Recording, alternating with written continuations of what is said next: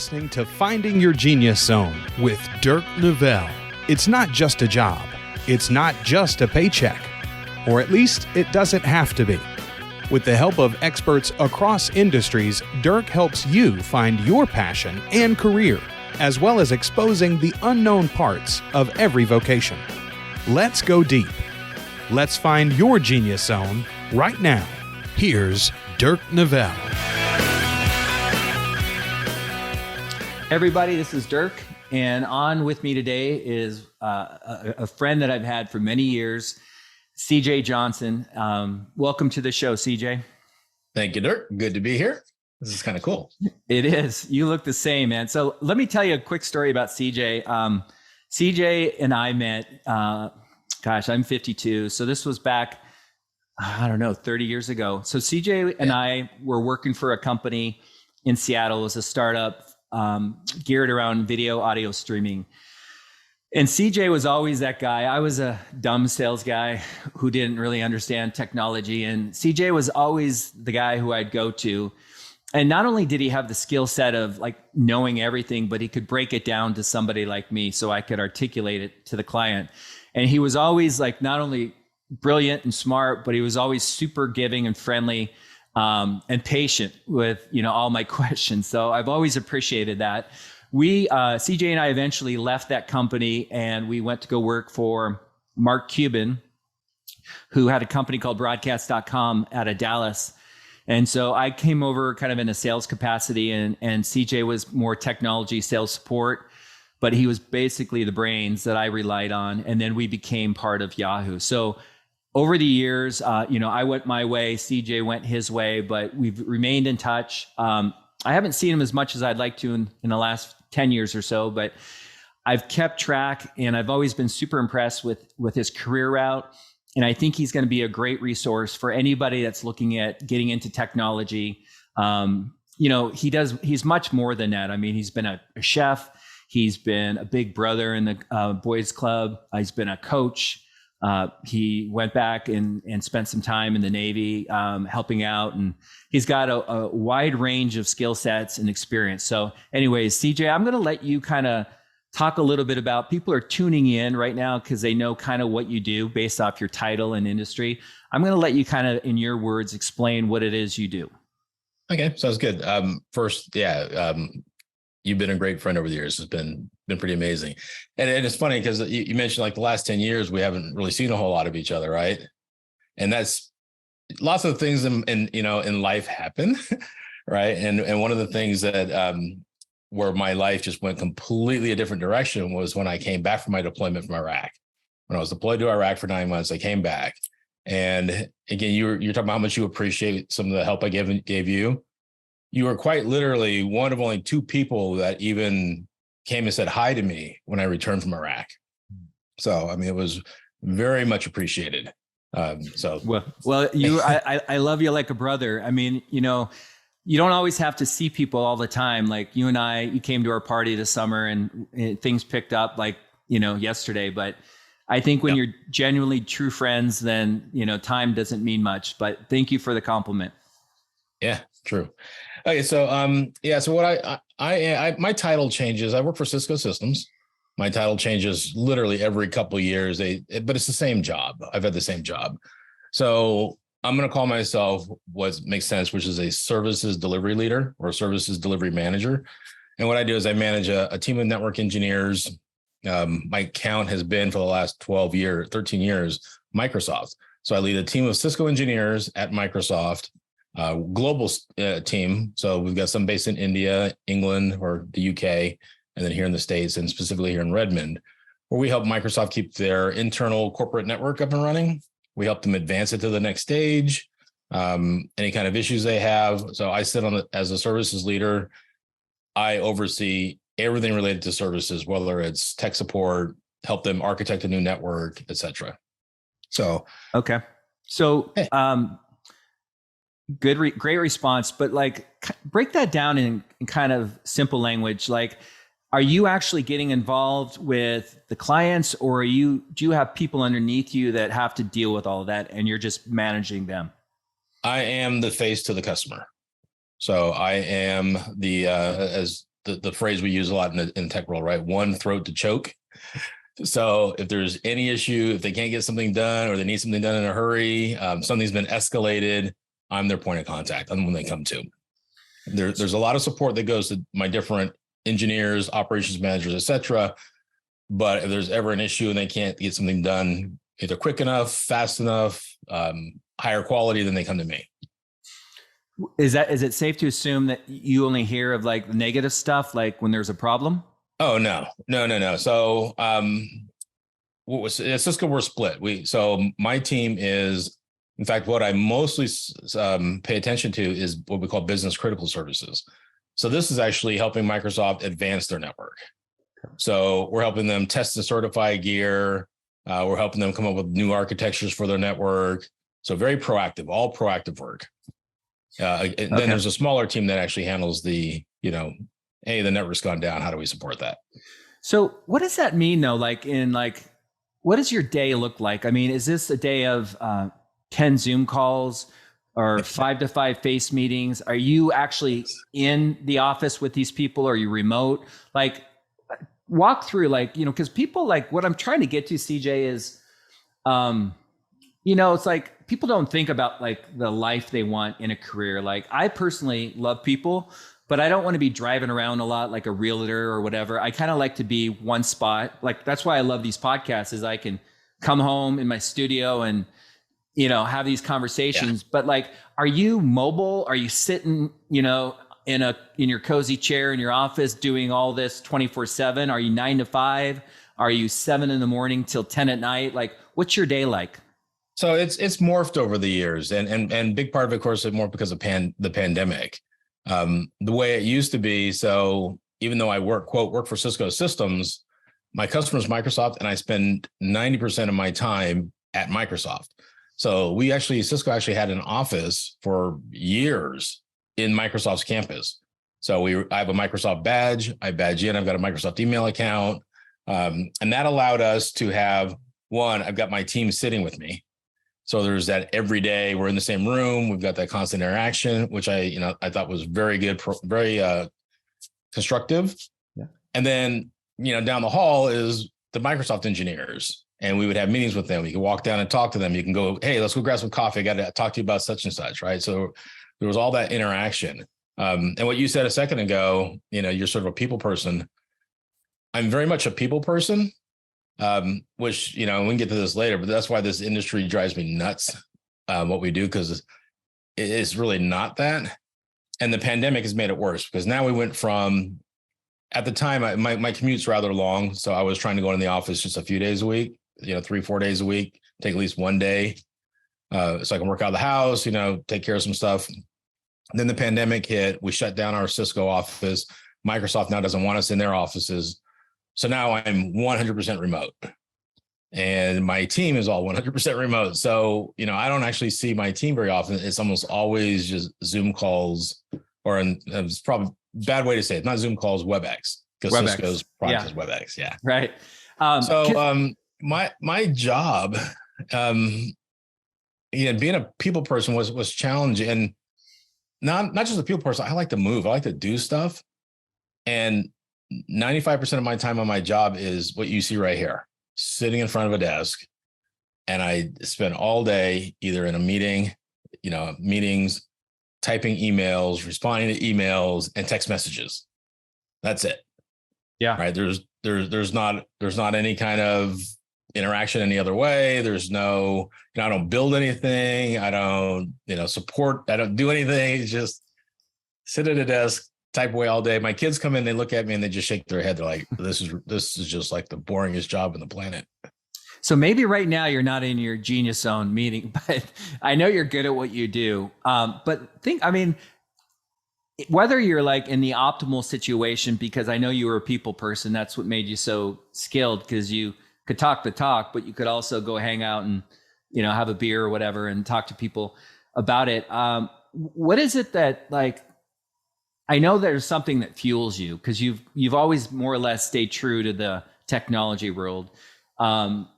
What is it about that business that, when I ask this question, I'm thinking what is it about it you like? And in the same token, if someone's thinking about like, going to work for Amazon as an engineer or IT or whatever, let's just say Ellis, your son, who's 19 in 4 years or whatever, he's, Dad, what do I do? And I'm really good at engineering. Or, is there some things you would say like, hey, if you're not this, this, and that, this might not be the right route.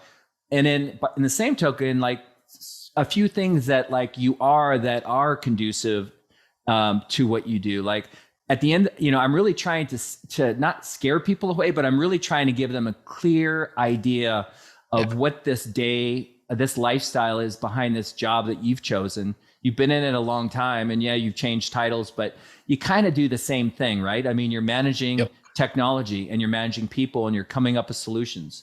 So I'm rambling, but I kind of want to help people make better decision about going down this road. And you've seen people that are really good at it. You've seen people probably that didn't fit, right? What is your advice to someone that's thinking about getting into this world? Probably the thing for me, the reason why I ended up in technology, I mean, I grew up in Silicon Valley, right? And when I say I grew up in Silicon Valley, you gotta remember I'm 56 years old. So 40 something years ago, right? 40, almost 45 years ago, I was about 11, 12 years old. My brothers and I, were looking for computers, and there were no, Macs didn't exist. IBM PCs hadn't hit the market, right? But we just sort of fell into this nerdy computer world, and Atari had a computer, and we learned how to write basic code, and we would get computer magazines, and it just fascinated me. But honestly, and we'll talk about this later, but that's not what I thought I'd ever do. I mean, it fascinated me. I was interested. I knew at some point I'd always use computers, but that's not it's not what I want to do as a kid, right? Some kids want to be a fireman, police officer, yada, yada, yada. 100% I wanted to be an astronaut. But in any case, computers, I knew it'd be part of the future. So that really got me engaged. And then, after high school, when I went to college, that was the year the Mac came out. And that got me going again, and I went from being an aerospace engineer major, wanting to be, to a computer science major. And then I just kept going with that. Right. And I was probably in my first, it was my second tech job.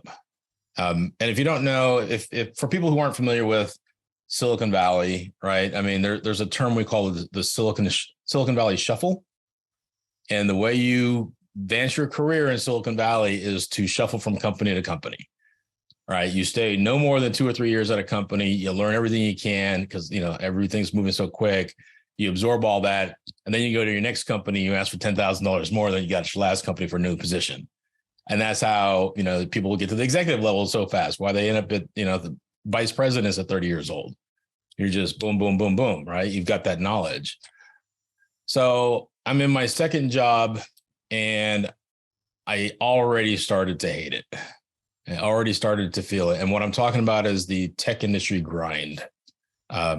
You have to be just constantly learning, putting up with a lot, long hours, especially if you're not with a large established tech firm. Like, it's a little different for me at Cisco now. But most tech companies, especially Silicon Valley type tech companies, startups, is you're just going all the time. And the challenge I had at that point, by my second job, I had 2 kids, and trying to figure out how I work 60 hours a week, and have 2 kids and do stuff with them is a real challenge. And in fact, my daughter, both my daughters, they're in their 30s now, right? They've both have 2 kids. Both of them end up in work for tech companies. One works for Amazon. Another one been working with tech startups. The second one she got tired of it. She was burned out after just 3 or 4 years working for tech companies and trying to keep up with her family. She just couldn't do it. So that would be my big, red flag, I guess is the best way I could put it, right? Okay, so let's tech world. Let's unpack that a little bit, just so everyone understands what you're saying. Like for me, I wasn't in love with technology. I remember, like, I didn't read journals on technology. I forgot the magazine I had for a while, but like I had friends that just got off on the latest and greatest technology, and Meanwhile, I was, Sports Illustrated or National Geographic or whatever. So are you saying that getting into the world of Silicon Valley, the technology, you have to have a true passion for technology, and the pace is super fast? Yeah, it's a passion for the technology, but it's also the pace of it is just nuts, right? I mean, let's say you work in the banking industry. How many changes happen in the banking industry every 3-4 years, right? It just doesn't happen, right? Right. Let's say you work in the construction industry. Okay, maybe there's some new processes that come out every 5-10. I mean, technology is just constant.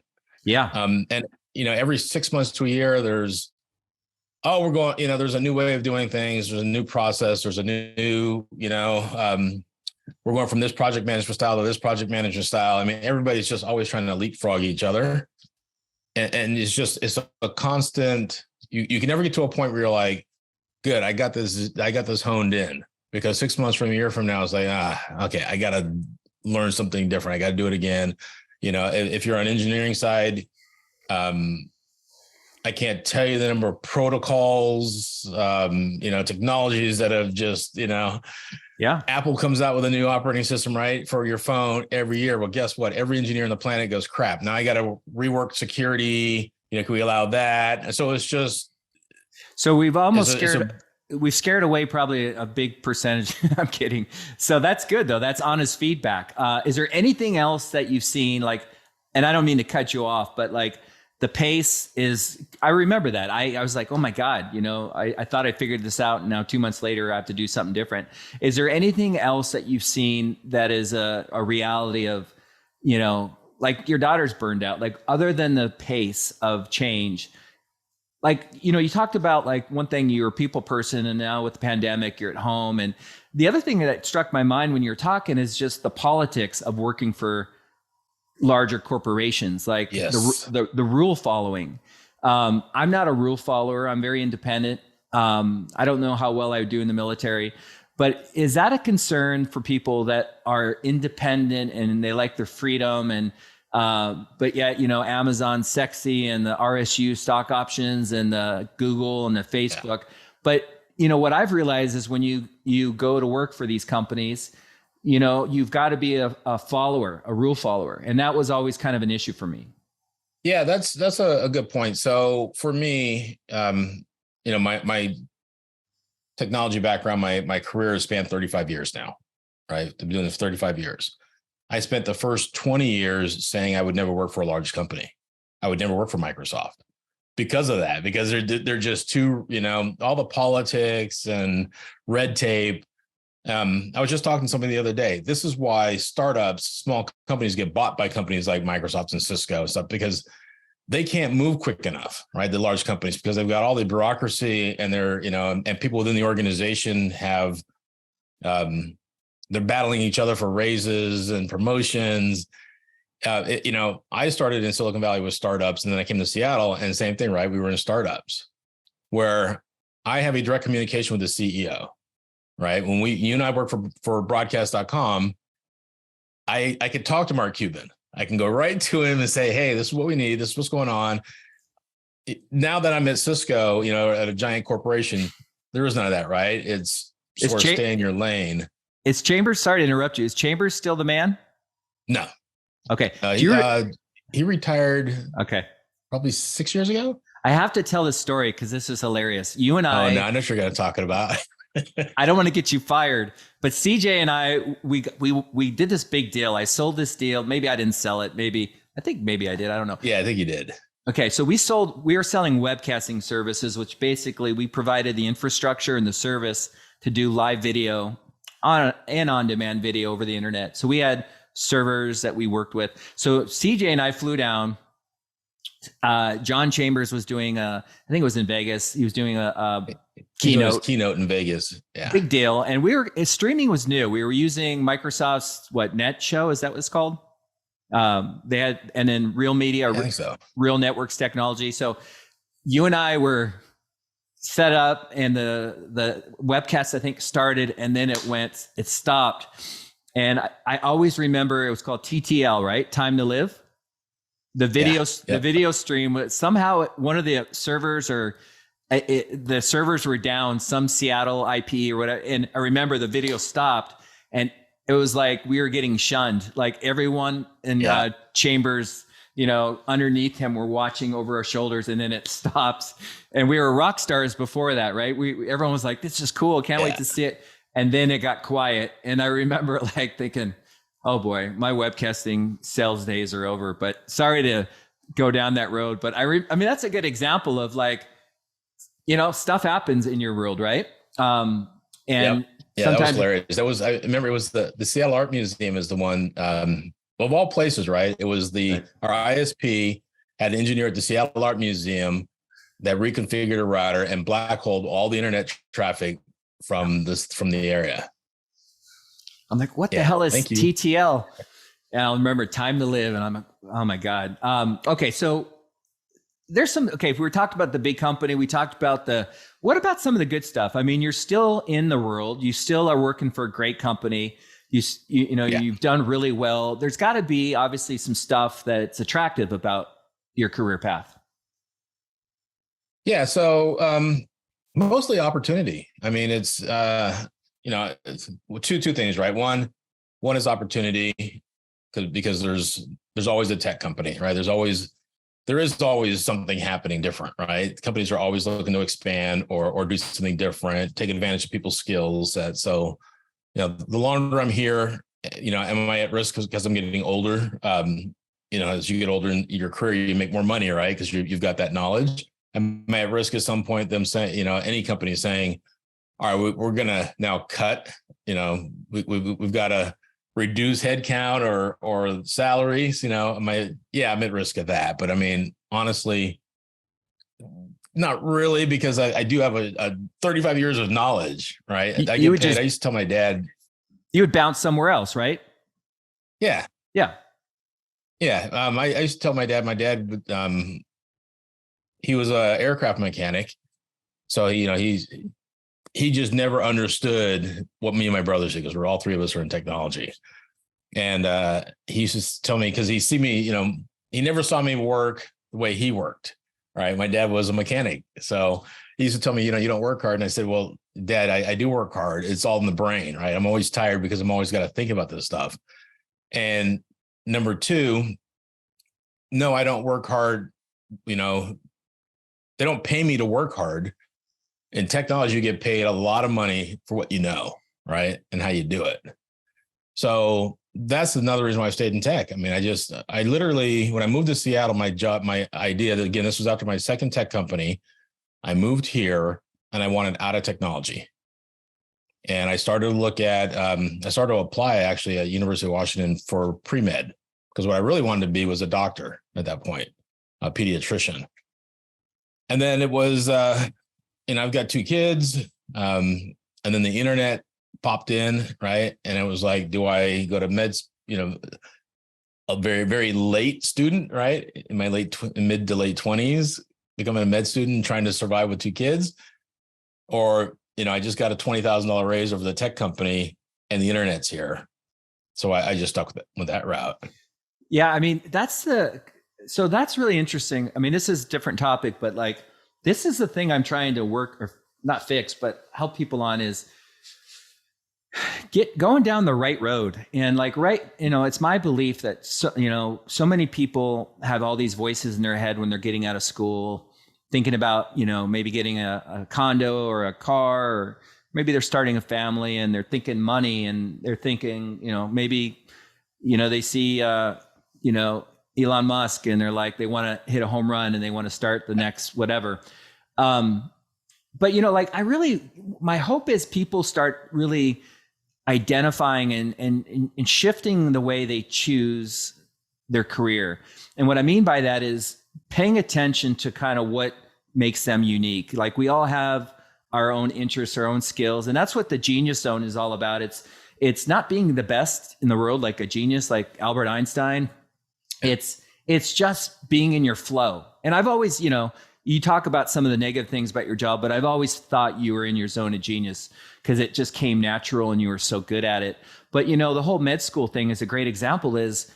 Wouldn't it be nice if more people, because I would bet, and I've seen statistics, that if people, if they could, they would quit their job tomorrow. Like 65, 70% people don't like what they do. And I just can't imagine, choosing a career that you were pretty excited Monday morning, where, you love what you do. And I know like my dad's voice is in my head saying, just get a job, son. And, you don't have to love what you do.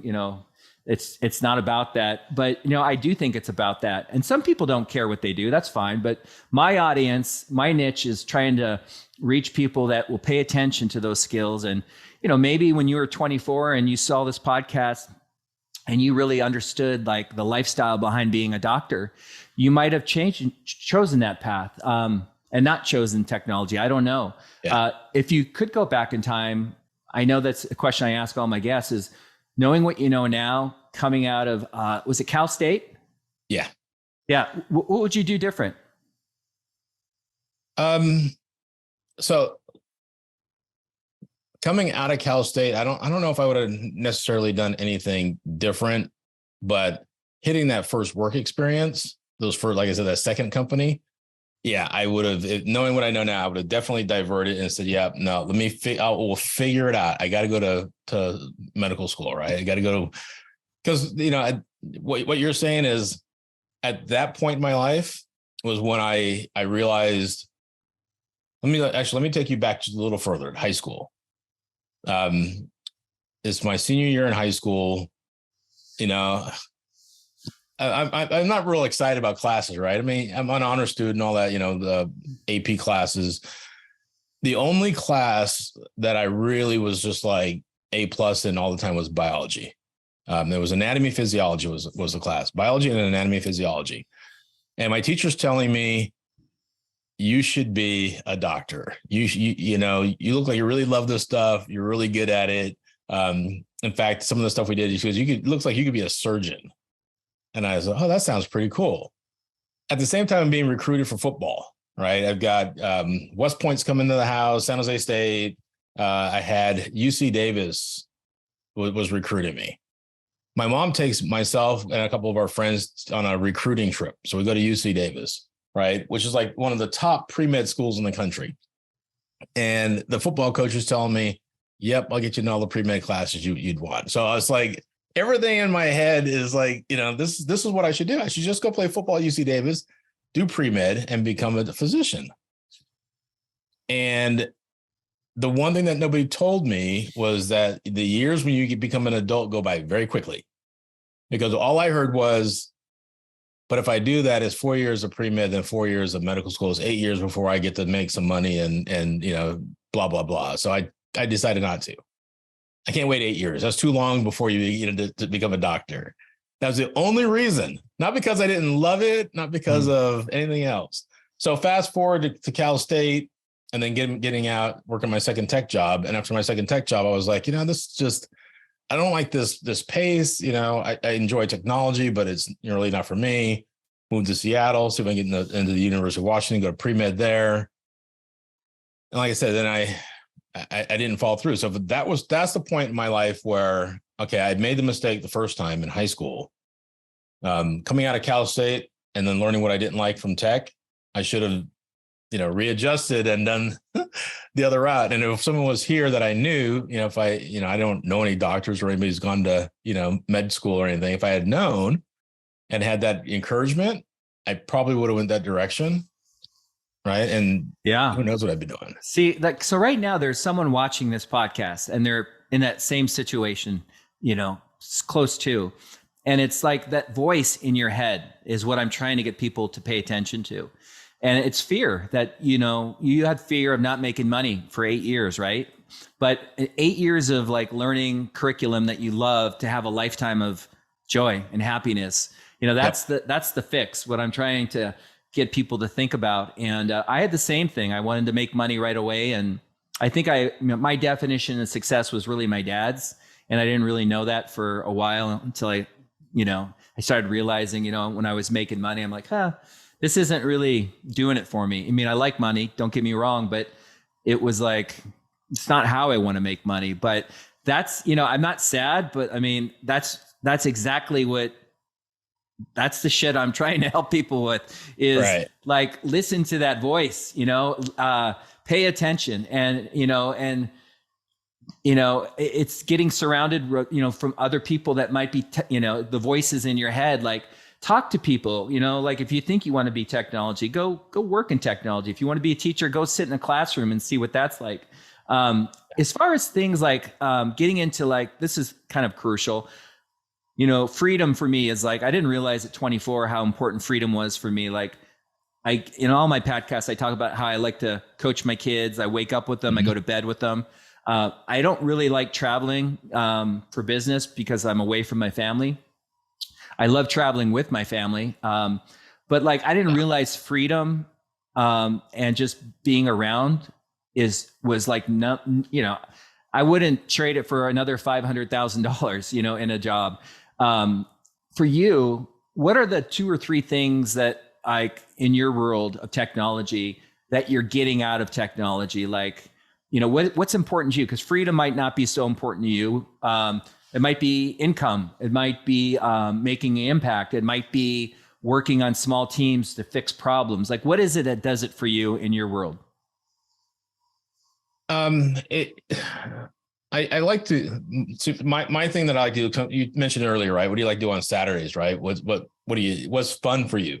I like to build, right? Or or create, right? Build or create. So there have been times in my career where I had a team, right? Like when you and I were in Activate, we were building something, right? That was interesting. Forget the technology. The fact that we're trying to build something here. So I love doing that. When I was the CEO of Sense of Networks for 8 years, same thing, small team of guys and ladies that were trying to build something. We were building a company. When I'm outside of that, I'm not building anything, right? There is no point. I'm not having fun. So it's really just about the money, right? The stock, the good income, being able to support the family. That's really where it's been. So I understand security, but like building something's important to you. What about, like, do you have, in your line of work, we talked a little bit about the politics. That's one of the things that people need to consider about going to work for large corporations, meaning falling in line, right. It making an impact. Do you feel like you can make an impact in your line of work? Yeah. And I know I do. So, and I'm talking as a little bit of in generalities, right? Because, everybody's got a little something different, right? There's always, everybody's got a unique situation. And honestly, working for Cisco Systems right now, I have a rather unique situation, which is why I've been here for so long. I haven't left, and I have no intention of leaving, because Cisco is headquartered in San Jose, right? They're down in Silicon Valley. Thousands of people work down there. There aren't a lot of us that work up here in Seattle. So we're just a little bit outside of that bureaucracy zone, right? And then I work for a team that works on Microsoft, and I actually worked on a team that worked on Amazon as well, where we run a little bit autonomously. We run a little differently. We run like a small organization. We run more like a little entrepreneurial group. Everybody's voice is heard. We've done some things that are outside of the box, right, from the rest of the company. And there's a lot of things that the rest of the company is now adopting because we've done here. So my situation is a little bit different. But in general, I tell you, if I was down in San Jose with the rest of the corporate, I know I'd be miserable. See, the red. That's good. I mean, I'm really glad you're being honest about this, because I think those are things people need to know, right? I mean, everyone's enamored by the sexiness of stock options and technology. And, I live in a world where I have friends at Amazon, Facebook, Google. I got a buddy who's big in the crypto world. The thing is that it's sexy. That's what I thought. When I was getting into it, I wanted to be, honestly, a CEO of a technology company. And I remember my mom asking why. I'm like, it just seems cool. Like, everybody's into tech. And it's like the farthest thing from what I'd want to do in my life. And so if someone thinks they still want to pursue technology, I mean, there's a lot of good stuff that comes out of technology. I mean, there's some great careers and opportunities, of course. What do they, you're more on the IT side of things, even IT/sales. What are they in store for? I mean, they're going to have to put in their time, right? Yeah, and they're going to put in their time, but they're also going to have to learn. There is just a ton to learn to make it in this world. Because I mean, again, if you go back 25, 30 years ago, right, you needed to know this much about the internet. Now, right, you need to know this much, right? And every year it just compounds itself. And you've got to, if I was going to give anybody advice, in fact, I'm talking to my son right now because he's thinking about getting a certification in network engineering to get him started. And I keep saying, okay, the people that make the most money in this industry, the people that really, one, they work very hard, true, but two, it's the amount of knowledge they have, right? And we accumulate that knowledge over time. So if you want to be as quick as you can, you got to go back and you got to pick up as much knowledge as you can, right? You can't just learn about what happens today because that's where, if you were to come sit with me, if you're a new person at Cisco, a new engineer, a new sales engineer, a new salesperson, whatever, you come sit with me in a meeting with the leads at Microsoft, their engineering team, somebody inevitably is going to talk about something that was existed 10 years ago, right? I know it. My lead engineer on my team is about the same age as I am. He knows it, right? If you're a hotshot engineer, you sort of know the old protocols, know the other stuff because you studied a little bit of. But for those who didn't, you don't sound like you're knowledgeable. You don't sound like you have enough value to your conversation, and that's where you get lost. Yeah, I mean, and that stuff doesn't. I mean, if you're running a race that you don't want to win, or you're not really into it, or you're genuinely not interested in technology, that's tiring. That's, you're gonna, the true colors are gonna show up. And so what I've always seen is people like in my life that I've watched from afar, and I'm like, wow, something's different about this girl or guy or whatever. I mean, it's like, usually they love what they do, and it's so natural, and it's not like an effort. You know what I mean? It's effortless. It's, like one of my buddies in the mortgage business, I had a podcast with last week. He's like always reading the Wall Street Journal and New York Times. He just loves finance, right? He just gets off on it. And, we go on these trips together because he's in my coaching group, and I'm, looking at ESPN because I love sports. But it's like, it's interesting to see, you can really see people separate themselves from others when they're in the right line of work and when they're leveraging who they are. So, I'm going to be ending this here pretty soon. Is there anything, like, you get the gist of this podcast, helping people make better decisions and reinforcing the importance of doing kind of what's natural? Is there anything else that you might want to add that you feel compelled to talk about? I'm going to throw in just a little story, because a few minutes ago, you made me think I should probably have mentioned this. Again, so my situation, I come out of school, I go to, I'm going to be a computer science major, right? I go to junior college for 2 years, play football. I transfer to San Jose State, and, my girlfriend gets pregnant. So I drop out of college, right? I dropped out of school for a couple of years. Then I went back so for 2 years, I'm floating around, I'm doing stupid jobs, right? Here's this kid how did I go from computer science degree to work at the hardware store and throwing newspapers at night just to sort of survive. And my dad saw this happening for years, and he just looks at me and says, you have to do something different. You can't survive. Your family can't survive. You need to get a real job. Here you go. Like your dad, right? Here's what you should do. So my dad, being an aircraft mechanic, set me up to go to aircraft mechanic school. So I guess that's what I'm going to do, right? I'm going to become a mechanic like my dad. I mean, how do I go from computer science to mechanic? So I'm literally 2 days away from going to aircraft mechanic school, and I'm just dreading it, but it's like, that's what I got to do. My football coach from when I was 12 and 13 years old gets wind of this, calls me, says, we're going to have lunch. We sit down at lunch, and he's like, no, you're not. Here's what you're going to do. I'm going to go talk to your dad. You are not going to that school. I want you tomorrow to call Cal State, tell them who you are. I guarantee you they'll put you on the football team, go back to school, and get your degree. And I was like, well, just what? And he's like, no, he goes, this isn't, he was trying to save me from doing something, right? Sure enough, I called the next day, and again, I called the coach, and he calls my old junior college and finds out, I should have been at San Jose State, and tells me to come in. I register the next day for school, and here I am. So as much as I, wish I would have done something, become a pediatrician or even an astronaut, at least I didn't do, something that was completely out of left field. Right. Yeah. I mean, it was good to have a mentor to help me point me in the right direction, which is what I'm hoping you're doing here. You bring up a good point. Cause like, I think that's some of the things, like there's one of the reasons I'm doing this is like access to information. I think kids that aren't exposed to success or people that are doing well, right? It's hard to have a dream or a vision when you don't really know, you've never seen it, right? Yeah. So with enough of these podcasts, my hope is that people will search and get curious, which I think is one of the greatest things you can be, is curious.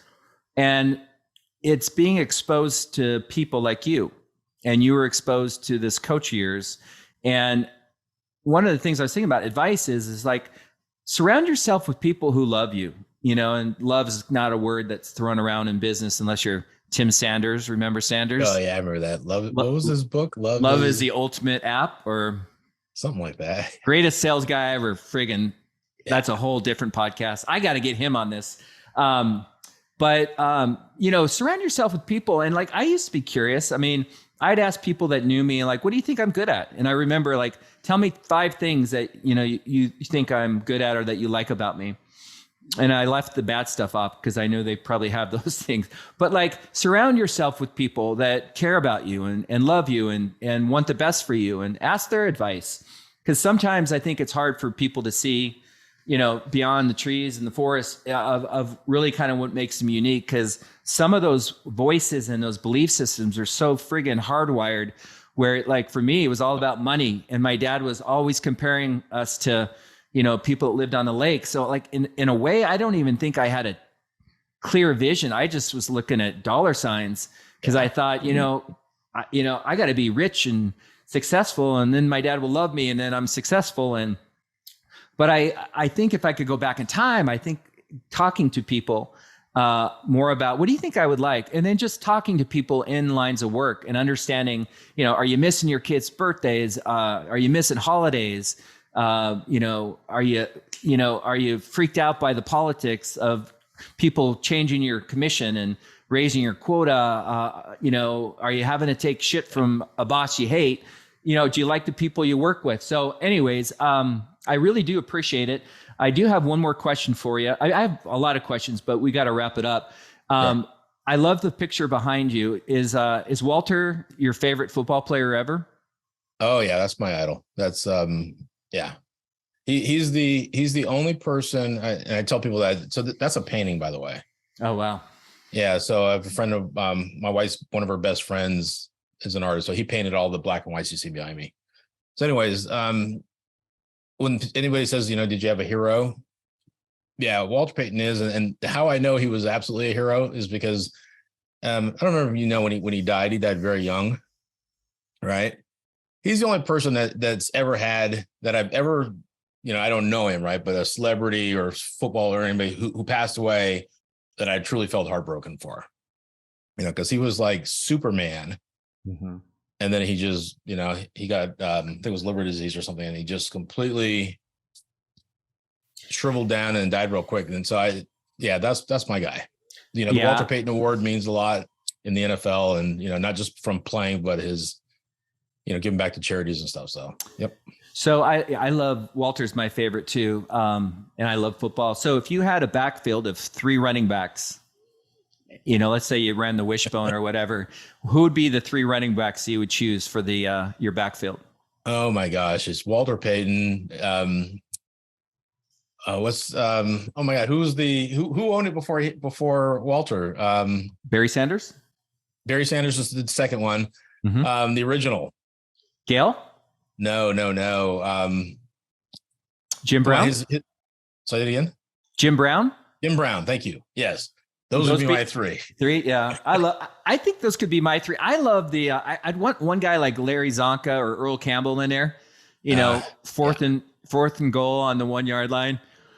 Even though I know Walter would pound it in, but hey, CJ, thank you so much. It's interesting. You gave a lot of really real good feedback. good and bad about the path but that's the stuff people need to know about. And I just appreciate our friendship. And, I've always considered you super successful, and, mostly because of, is it 4 or 5, you have 5 kids or 4 kids? 5 kids. Yeah. I mean, to me, that's success right there. And, I know some of your kids from when they were younger. I haven't seen them in a while, and what you've done with the boys club in terms of being a big brother, and, you're very brave. You've done whatever you want to do, you set out to do. And I think that's another thing that people need to pay attention to in this podcast is you love to cook, and you went to chef school, right? You wanted to go back and serve, and you went back to Afghanistan? Iraq. Sorry. And with the Navy. And then, but you don't get held back. And I think that's a thing that a lot of people do get held back on, is they just get stuck on fear or whatever, but you take action. You've always taken action. And I think that's something that you should be proud of. So thanks for coming on. Anything else you want to say, ending this, or are you good? No, I'm good. But I will, I say that, and of course I'm going to end it with something, right? But I really appreciate the fact that you're trying to do this for people, because it is important, right? I think it does. This is life-changing stuff. It is. Yeah, it is. Anything that can help people point in the right direction is great. And if you think about how much time we spend working, right? It's a lot. It's more than right. It's more than anything, really. All right, my friend, I'm going to say goodbye. Hang on tight. Hang on, and we can chat a little bit after. But thanks again. All right. Thanks, Dirk.